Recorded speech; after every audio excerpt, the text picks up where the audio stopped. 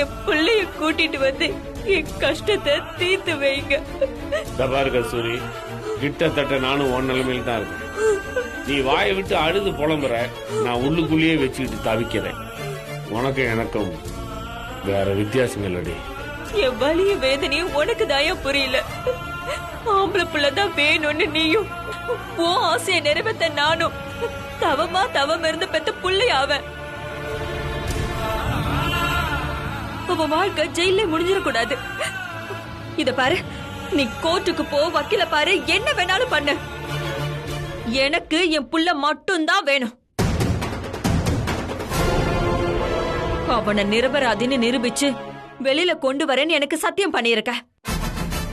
சத்தியத்தை நிறைவேற்ற கால நேரம்லாம் கிடையாதுதான்.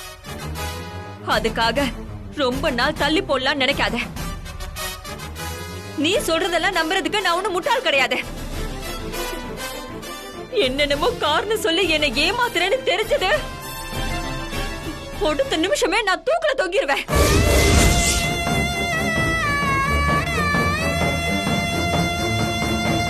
ஒரு சனிய ஒளிஞ்சதுன்னு நீ நிம்மதியா இருக்க முடியாது. என் சாவுக்கு காரணம் என் புருஷன் தான் உன் பேரை எழுதி வச்சுட்டு செத்துதான் போவேன். அப்புறம் காலம் முழுக்க கோர்ட்டு ஜெயிலுன்னு அலைய வேண்டியதா. சும்மா என்னை ஏமாத்த பார்க்காம உன் சத்தியத்தை நிறைவேற்ற வழிய பாரு. என் பிள்ளைய வெளியில கொண்டு வர போறியா, இல்ல அவ இருக்கிற இடத்துக்கு நீ போறியான்னு நீயே முடிவு பண்ணிக்கோ.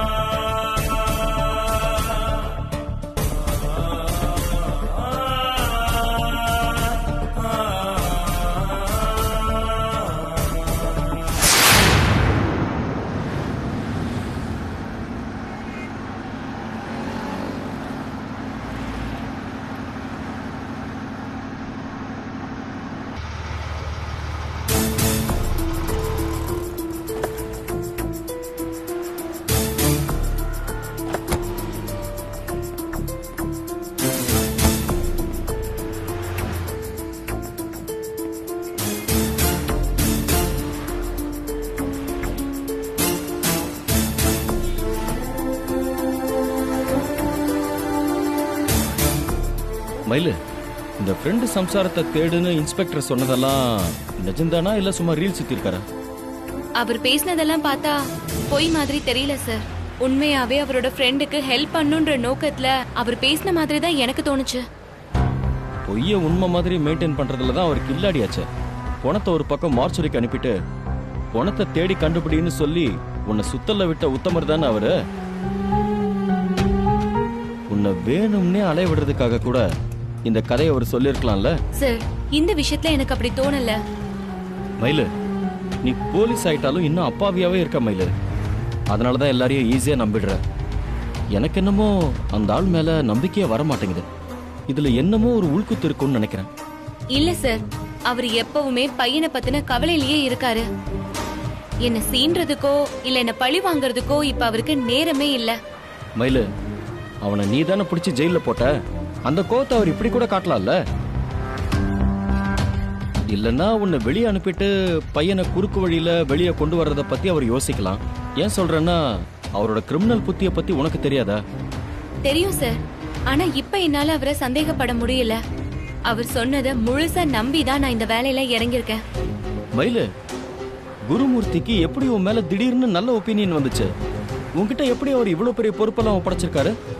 தெரியல சார். இந்த வேலைய சின்சியரா செஞ்சு முடிக்கணும். இப்ப என் மனசுல ஓடுறது அது மட்டும்தான். சரி, ஓகே மயிலு. இதுக்கு மேல நான் சொல்றதுக்கு ஒண்ணும் கிடையாது. எங்க இருந்து அந்த அம்மாவை தேட ஆரம்பிக்க போற? நான் சொல்றேன் சார்.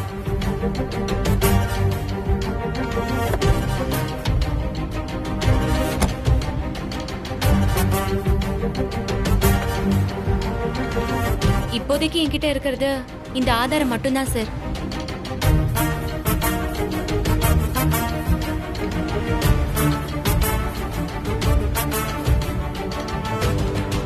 மயிலு, இவ்வளவு சேதாரமான போட்டோவை காட்டி ஆதாரம்னு சொல்றியே, இதுல யார் முகமும் சரியாவே தெரியலையே. இதை யார்கிட்ட காமிச்சு விசாரிச்சாலும் அவங்க கடுப்பாயிடுவாங்க. செல்லரிச்சு போன ஒரு போட்டோவை வச்சு சேலத்துல அந்த அம்மாவை கண்டுபிடிக்கிறதெல்லாம் சாத்தியம்னு எனக்கு தோணல. சார் இத பாத்தீங்களா? ஆமா மயில, ஒரு ஸ்டுடியோட அட்ரஸ் இருக்கு. இந்த போட்டோவை திண்டிவனத்துல ஒரு ஸ்டுடியோல எடுத்திருக்காங்க. எடுத்த ஸ்டுடியோட அட்ரஸ் இதுல ரப்பர் ஸ்டாம்ப் குத்தி இருக்காங்க. அங்க போய் இதோட நெகட்டிவ் இருக்கான்னு கேட்டு பாப்போம் சார். அது கிடைச்சிருச்சுன்னா இந்த அம்மாவோட போட்டோவும் நமக்கு கிடைச்சிரும். அத வச்சு நம்ம இதை தேட ஆரம்பிக்கலாம் நான் பிளான் பண்ணிருக்கேன் சார். நம்ம இப்ப திண்டிவனம் தான் போக போறோம். கரெக்டான ரூட்டை தான் பிடிச்சிருக்க. ஆனா இது ரொம்ப பழைய போட்டோவா இருக்கே. அந்த ஸ்டுடியோ அங்க இருக்கணும், அவங்க கிட்ட அந்த நெகட்டிவ் கிடைக்கணும். கொஞ்சம் கஷ்டம் தான் மயில. ஏன் சார் நெகட்டிவாவே பேசுறீங்க? நம்ம தேடி போறது கிடைக்கணும்னு பாசிட்டிவா யோசிப்போம். நான் ப்ரே பண்ணிக்கிறதும் அதுதான் மயிலு. ஆனா நீ ரொம்ப எதிர்பார்த்து ஏமாந்துட கூடாதுல்ல, அதனாலதான் அப்படி சொன்னேன். இந்த முயற்சியோட ரிசல்ட் எப்படி இருந்தாலும் பரவாயில்ல, இந்த வேலையை நீ சக்சஸ்ஃபுல்லா முடிப்பேன்னு தான் நான் நம்புறேன். சரி வா போலாம். Okay sir.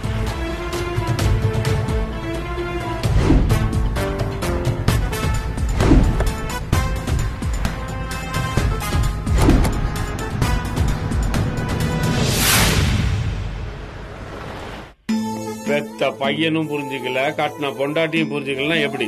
அந்த ராஸ்கல் ஏதோ புத்தி கட்டு போய் தப்பு பண்ணிட்டான். போலீஸ்ல புடிப்பட்டதுக்கு அப்புறமாச்சும் என் பேச்ச கேட்கணுமா இல்லையா? ஒரு போலீஸ்காரனா வேணாங்க, பெத்த அப்பனாவது என்ன நம்பணுமா இல்லையா? சார் நீங்களே சொல்லுங்க, ஒரு மீடியா முன்னாடி எஸ்பி முன்னாடி என் பிள்ளைய வெளியே விட்டுருக்குன்னு கெஞ்சவா முடியும்? கடமை முக்கியம் தானே பேச முடியும். அத சரியா புரிஞ்சுக்காம லாக்அப்ல இருந்து தப்பிச்சு ஓடி திரும்ப மாட்டி, ஆனாலும் எனக்கு எவ்வளவு டென்ஷன் தெரியுமா சார்? புரியுது குருமூர்த்தி, சின்ன பையன் தானே, எதையும் சரியா புரிஞ்சுக்கிற பக்குவம் இன்னும் உனக்கு வரல. வாழ்க்கை இப்படியே போயிடு போகிற பதட்டத்துல அவன் மேல மேல தப்பு பண்ணிக்கிட்டு இருக்கான். சரிங்க சார், அவனுக்கு தான் வயசு அனுபவமும் பத்தல. இத்தனை வருஷமா என் கூட குடும்பம் நடத்தி குப்பை கொட்டுறாளே என் பொண்டாட்டி, அவளாவது என்ன புரிஞ்சுக்க கூடாதா? இந்த கேஸோட சீரியஸ்னஸ் என்ன, எனக்கு எவ்வளவு பிரஷர் இருக்கு, இதுல எவ்வளவு பிரச்சனை இருக்குன்னு எதையுமே புரிஞ்சுக்காவ தயாராவே இல்ல சார். உள்ள வெளியே கொண்டு வரலன்னா செத்துருவேன். அவ ஒரு பக்கம் என்ன மென்டல் டார்ச்சர் பண்ணிட்டு இருக்காரு. 2 பேரும் கொடுக்கிற டென்ஷன்ல எனக்கு ஹார்ட் அட்டாக் வந்துடும் போல இருக்கு. என்ன இந்த மாதிரி எல்லாம் பேசுற குருமூர்த்தி? உன் புள்ளைக்கு அவன் வாழ்க்கைய பத்தின பயம், தங்கச்சிக்கு அவ புள்ளைய பத்தின பயம். அவங்க இப்படிதான் ரியாக்ட் பண்ணுவாங்க. கேஸ உடைச்சு வெற்றியை மட்டும் வெளியே கொண்டு வந்துட்டா எல்லா பிரச்சனையும் சால்வ் ஆயிடும். சரிங்க சார், இந்த பிரச்சனை எப்படி உடைக்கிறதுன்னு நீங்களே ஒரு வழி சொல்லுங்க. அப்பதான் நான் கொஞ்சம் நிம்மதியா இருப்பேன். இல்லனா இதையே யோசிச்சு யோசிச்சு என் தலையை வெடிச்சிரும் போல இருக்கு. கவலைப்படாத குரு, உன் புள்ளைய வெளியே கொண்டு வரணும்னா நாம 2 விஷயம் பண்ணணும். வெற்றியை பிடிச்ச கான்ஸ்டபிள் மயில முதல்ல ஆஃப் பண்ணணும். அவளை போய் எப்படி சார் ஆஃப் பண்றது? திருவிழால அவ திருடரை துரத்திக்கிட்டு போனா, நடுவுல அவ அவனை மிஸ் பண்ணிட்டா.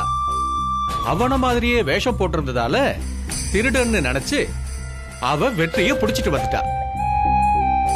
மயில் துரத்தினது வேற ஒருத்தனை, புடிச்சது வெற்றிய. இடையில ஒரு 5 நிமிஷம் கேப்ல மிஸ் பண்ணான்னு சொன்னேன்ல, அந்த கேப்ல செயின் பறிச்சவன் தப்பிச்சு ஓடிட்டான், வெற்றி மாட்டிக்கிட்டான். மயில் ஆளு மாதிரி புடிச்சிட்டாங்கிறத தான் நாம நிரூபிக்க போறோம்.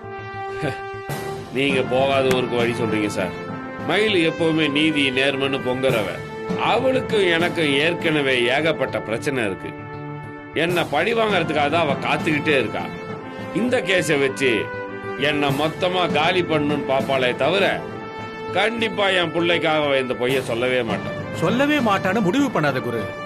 இப்போதைக்கு அவகிட்ட எதையும் பேச வேண்டாம். அவளை எப்படி சொல்ல வைக்கலாங்கிறத நீ யோசி. கேஸ் விசாரணைக்கு வரும்போது பேசிக்கலாம்.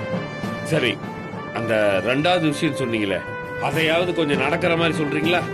உனக்கு வேண்டப்பட்ட ஒரு ஆளை ரெடி பண்ணிக்க. வெற்றி எந்த கேஸ்ல எல்லாம் இன்வால்வ் ஆயிருக்கானோ அதையெல்லாம் நான் தான் செஞ்சேன்னு அவனை ஸ்டேஷன்ல சரண்டர் ஆக சொல்லு. முக்கியமா திருவிழா கூட்டத்துல திருட முயற்சி பண்ணது நான் தான் அவன் சொல்லணும்.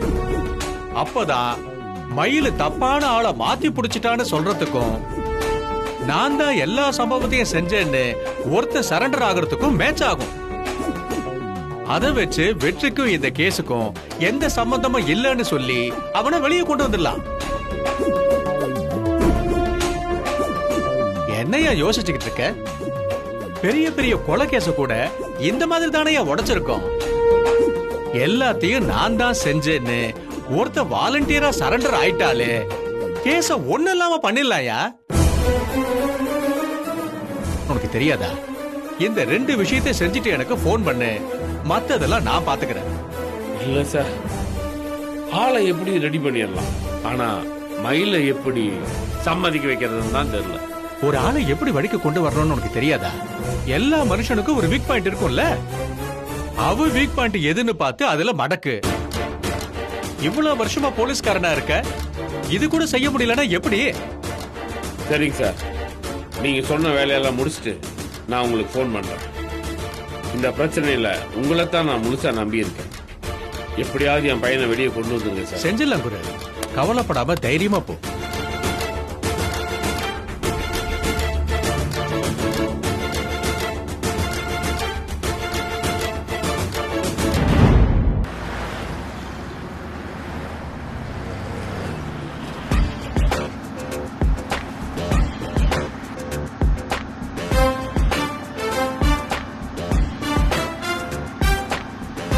என்னாச்சு சார்?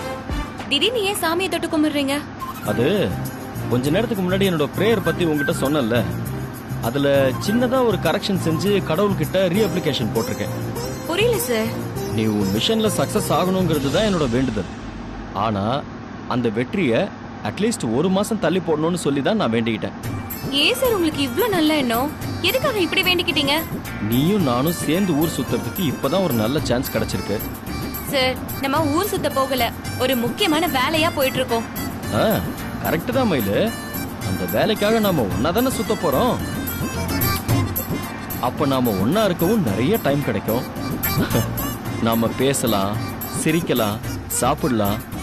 உன் மிஷன் சீக்கிரமா முடிஞ்சிட்டா என்னோட சந்தோஷமும் சீக்கிரமாவே முடிஞ்சிடும்ல.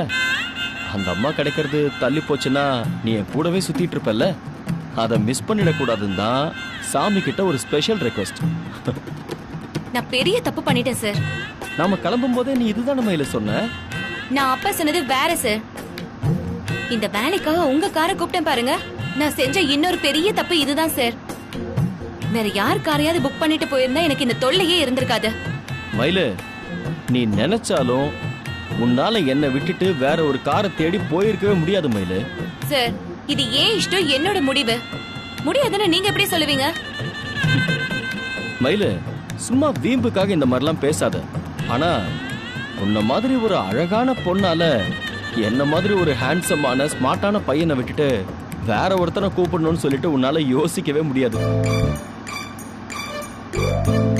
கார் கொஞ்சம் நிறுத்துறீங்களா? ஏன்? நிறுத்துங்க சார், ப்ளீஸ்.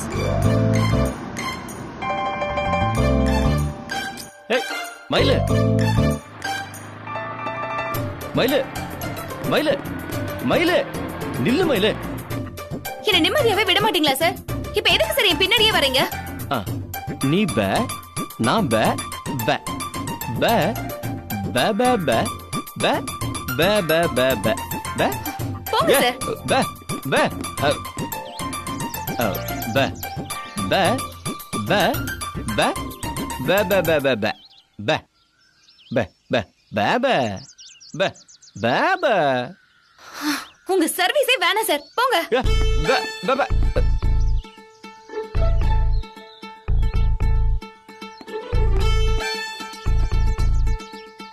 பாபா பா எப்பா எப்பா பாபா நல்லா இருப்பா. பா பா பா பாபா பாபா பா. ஐயோ, பா பாபா. ஐயோ, உன்னால பேச முடியாதாப்பா? பா பா. ஐயோ பாவமே, சண்டை போட்டீங்களா? பா. நான் சமாதானம் பண்ணி வைக்கிறேன், வரட்டும். பா. ஏமா நில்லுமா. ஏமா உன்னதான் இங்க வா. என்னம்மா? வாய் பேச முடியலனாலும் அந்த பிள்ளை எவ்வளவு பாசமா இருக்கு. இது கூட போய் சண்டை போடுறியே, நியாயமா இருக்கா? பா. அம்மா, உங்களுக்கு என்ன நடந்துச்சுன்னே தெரியாது. பிரச்சனை என்னன்னு தெரியாம நீங்க இவருக்கு சப்போர்ட் பண்ணாதீங்க. என்ன பிரச்சனையா இருந்தாலும் சரி, புருஷன் பொண்டாட்டினா விட்டு கொடுத்து அனுசரிச்சு தான் போகணும். பே அப்பதானமா வாழ்க்கை சந்தோஷமா இருக்கும். அம்மா நாங்க 2 பேரும் புருஷன் பொண்டாட்டியே இல்ல. அது சரி, கட்டிக்க போறவளா இருக்கும். பார்த்தாலே தெரியுதே, ஜோடி பொறுத்தா அருமையா இருக்கே. பே ஆமாப்பா. ஆ. நல்லா இருப்ப. பே ஏமா சொல்லிட்டே இருக்க, போயிட்டே இருக்க. என்னம்மா? கட்டிக்க போறவனா முன்ன பின்ன அப்படி இப்படி இருக்கதான் செய்யும். அதுக்காக கோச்சிக்கிட்டு போயிருவியா? புள்ளையோட சமாதானமா போமா. அம்மா உங்களை கெஞ்சி கேட்டுக்கிறேன், நீங்க இதுல தலையிடாதீங்க. அது எப்படி? நீ வேற எங்கேயும் சண்டை போட்டா பரவாயில்ல, ஏன் முன்னாடி சண்டை போட்டா நான் பஞ்சாயத்து தான் பண்ணுவேன். வாய் பேச முடியாத புள்ள, பார்த்தாலே அப்பாவின்னு நல்லா தெரியுது. இது கூட போய் சண்டை போடுறியம்மா. புள்ளைக்கு எவ்வளவு தங்கமான குணம் பாத்தியா? நீ முறுக்கிக்கிட்டு நின்னாலும் உன்னை கார்ல ஏற சொல்லுதுமா. இந்த புள்ள புருஷனா வர்றதுக்கு நீ கொடுத்து வச்சிருக்கணுமா. உன் கோவத்தெல்லாம் தூக்கி வச்சுட்டு இந்த புள்ளையோட கார்ல ஏறிப்போமா. அம்மா இனி எதுவும் பேசக்கூடாது, இனிமே நீ நடக்க கூடாது. இந்த புள்ளையோட ஒழுங்கா கார்ல போ. இந்தாமா, எங்க போற? இங்க வாமா. இப்ப என்னம்மா? தம்பி, கட்டிக்க போற பொண்ணுக்கு பூ வாங்கி வைப்பா. மனசுக்கு பிடிச்சவங்க பூ வாங்கி கொடுக்கும்போது எவ்வளவு கோவமா இருந்தாலும் பொண்ணுங்க மயங்கிடுவாங்கப்பா. தரேன்ப்பா.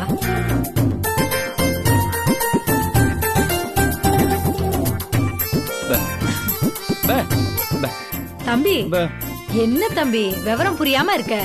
தலையில அத வச்சு விடுப்பா. அம்மா அதெல்லாம் ஒண்ணும் வேணாம். வெக்கப்படாதமா, வச்சுக்கோமா. இதுக்கெல்லாம் ஒரு குடுப்பனை வேணுமா? என்ன தம்பி வேடிக்கை பார்த்துட்டு இருக்க? வச்சு விடு.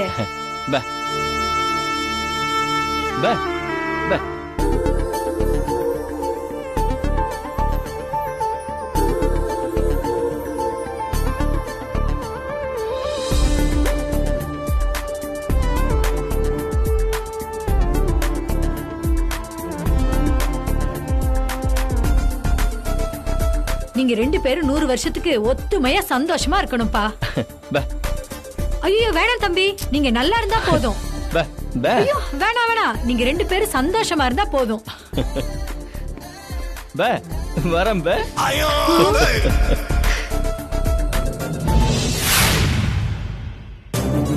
பரமரே, உடனே ஒரு ஆளை ரெடி பண்ணணும். அதுக்கு என்னங்க ஆண்டவரே, எப்ப வேணும் சொல்லுங்க, உடனே ரெடி பண்ணிடுவோம். என்ன ஏதுன்னே கேட்காம உடனே ரெடின்றீங்களே, என்ன சார் நீங்க? என்னங்க ஆண்டவரே, பலியாட தயார் பண்றது நமக்கு ஒன்றும் புதுசு இல்லையே. அரசியல் பகையில பெரிய மனுஷன் யாரையாவது வேண்டாத வெட்டி கொன்றுப்பான் இல்லையா? பெரிய எடுத்து பையன் எவனாவது போதையில ஸ்பீடா காரை ஓட்டி பிளாட்ஃபார்ம்ல படுத்தவனா பரலோகத்துக்கு அனுப்பியிருப்பான்.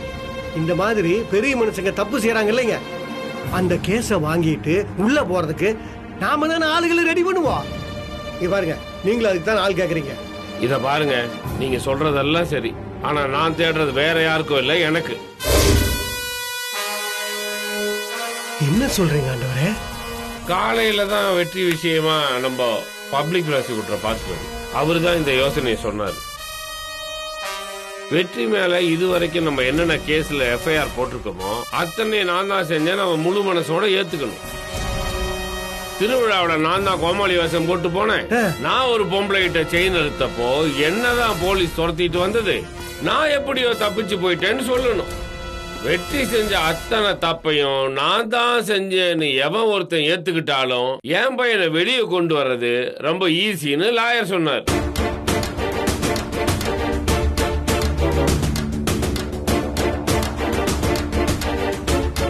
என்ன பரமன் சார், எல்லாத்தையும் வெட்டி முடிச்சிடலான்னு பயங்கர ஸ்பீடா பேசுனீங்க, இப்ப என்ன டோட்டலா சைலண்ட் ஆயிட்டீங்க?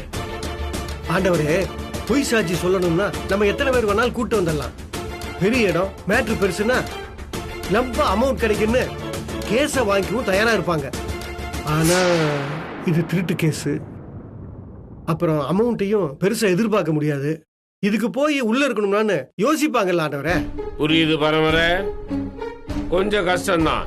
எனக்காக முயற்சி பண்ணி பாருங்க. என்னங்க ஆண்டவரே நீங்க இப்படி எல்லாம் சொல்லணுமா? இங்க பாருங்க, நான் ஆளோட வந்து நிக்கிறேன். ஆனா பணம் தான் கொஞ்சம் செலவாகும்னு நினைக்கிறேன். யாருக்காக சம்பாதிக்கிறேன் நானு? இவ்வளவு நாள் அவன் கேட்டதெல்லாம் வாங்கி கொடுத்து செலவு பண்ணேன். என்ன ஒண்ணு, இப்ப அவன் செஞ்ச தப்புக்காக செலவு பண்ண வேண்டியது இருக்குதுன்னு கொஞ்சம் வருத்தம், அவ்வளவுதான். பணம் எல்லாம் பிரச்சனையே இல்ல. பாருங்க ஆண்டவரே விடுங்க, காசு வாங்கிட்டு நம்ம எவனையோ காப்பாத்திருக்கோம். இப்ப நம்ம பையனை காப்பாத்த தானே செலவு பண்றோம். இங்க பாருங்க, பெத்த கடமைக்கு நம்ம இதை செஞ்சுதான் ஆகணும். நான் கூட அவன் கொஞ்ச நாளைக்கு உள்ள இருந்து வரட்டும்னு நினைச்சேன் பரம்பரை. ஆனா வீட்டுக்கு போனா பொண்டாட்டி பையன் இல்லைன்னா தற்கொலை பண்ணிக்குவேன்னு மிரட்டுறான். என்னதான் வீராப்பா பேசினாலும் உள்ளுக்குள்ள அவன் இல்லாத வீட்டை கண்ணும் மனசும் தேடத்தான் செய்யுது. எப்போ வருவானோன்னு என்னையும் அறியாம நான் யோசனை பண்ணிக்கிட்டே இருக்கேன். அவன் வீட்டுக்கு வரமாட்டான், உள்ளதான் இருப்பான்றது தான் நிஜம். ஆனா என்னையும் மீறி அவனை நினைக்கும் போதெல்லாம் வருத்தமா இருக்கு. எனக்கே இதுதான் நிலைமைன்னா கஸ்தூரி யோசிச்சு பாருங்க. வெற்றியை எப்படியாவது வெளியே கூட்டிட்டு வந்துடும் அவளுக்கு நான் ப்ராமிஸ் பண்ணிட்டு வந்திருக்கேன். எவ்வளவு செலவானாலும் பையனை வெளியே கொண்டு வந்தே ஆகணும் பரமன் சார்.